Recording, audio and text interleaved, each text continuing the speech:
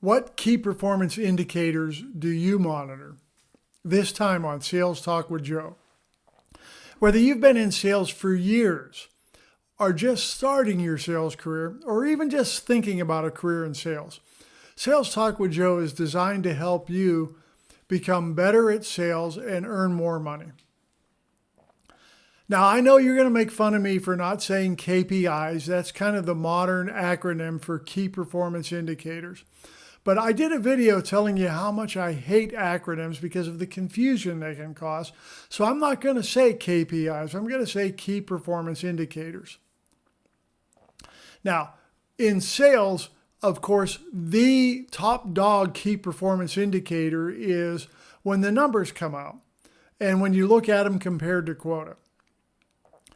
And there's a lot of people in sales, and me included, for many, many years, that thought, hey, if I'm making my number, I'm doing my job. That's good enough. And that was all I worried about, was hitting the number. Now, the problem with that, or the challenge with that kind of thinking, is you can hit your number, but are you doing it efficiently? Are you doing it effectively? Are you burning yourself out, working extra hard to try to do that? So let me ask you a question. What other things can you look at to determine if you're doing your job well and make it more consistent to hit your number, or maybe exceed your number and become better?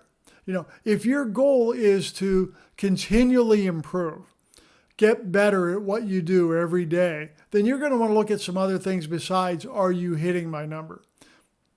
By the way, the last company I worked for before I retired was a Japanese company. And part of their culture is called Kaizen, Kaizen. And that loosely translates to continuous improvement.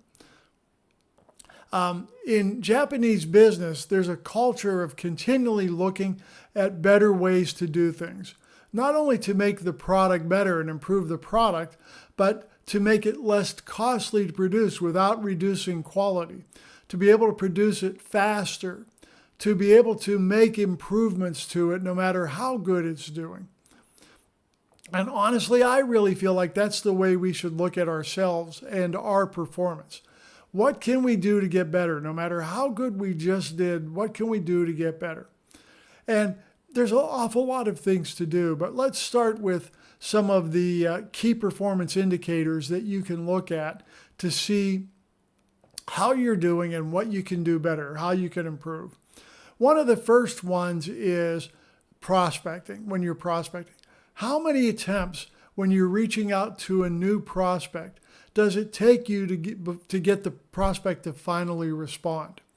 Now, we've all heard of the studies that tell us that when you're reaching out to a new prospect that you've not done business with before, that it can take as many as 12 contacts to get that prospect to respond. Are you looking at that? Most salespeople have some type of a CRM system that their company uses, probably Salesforce, maybe something different. But you can log into that CRM every time you attempt to reach out to a customer, and then mine that data, look at it, and see how many attempts it's taking you on average to get a customer. How many customers that you are attempting to reach do you actually get a response from? That's another area that you can look at to see what you can do better. I should say how many prospects when you're reaching out to a prospect. So those are a couple of areas you can look at to see what you can do better. Another one is how much of your actual time, daily, weekly, monthly, is spent in a sales situation. In other words, you are communicating with a customer, either electronically or face-to-face in the office. What percentage of your time is spent doing that?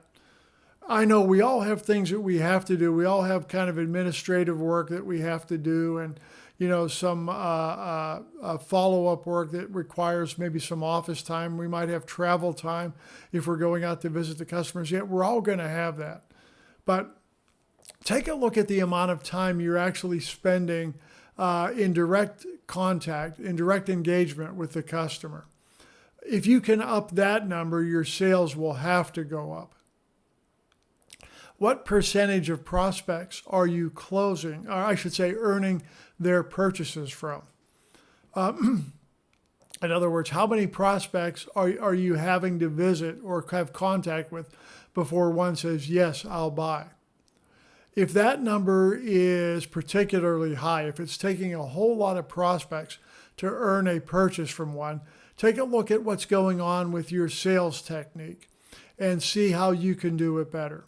So there's a whole lot of ways to improve yourself. Just because you're hitting the number doesn't mean necessarily that you are doing the most effective things that you can do to become a better salesperson. And frankly, if you're working, 10, 12, 14, 16 hours a day, just grinding and grinding and grinding, that gets old after a while. You're going to burn out. It behooves you, if you want this to be a long-term career, to become more proficient, to become more expert at the sales process and the sales technique so that you can earn more purchases, be more successful, earn more money, and not have to worry about burning out so quickly in the sales profession. I'm Joe Ferguson. Thanks for watching. I really appreciate it. I hope this video was helpful for you. If it was and you know somebody that it might be helpful for, share it with them. Just hit the share button and send it to them. If you liked the video, please hit the like button and subscribe.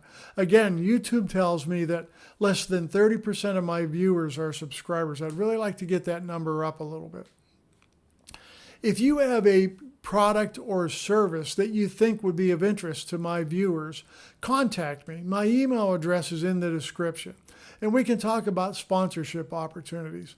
If you just want to chat more about sales, reach out to me, again, through my email address in the description. I'll be happy to talk with you. Thanks for watching. I really appreciate it, and we'll see you next Thursday for another Sales Talk with Joe.